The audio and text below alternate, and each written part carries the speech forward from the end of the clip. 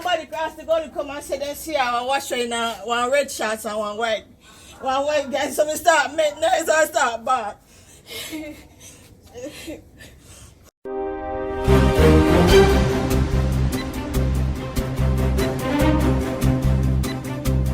Now, here the goat kid ball out, so we come down here now to listen now to which side him there. We think that we can get him out.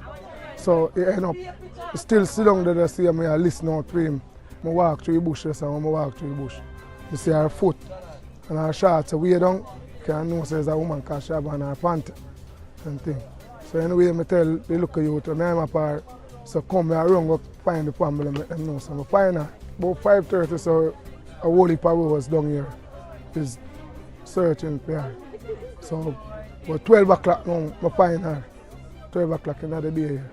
Yeah man, I always find person in the Sandy Gully here. Yeah. And let them family member get them.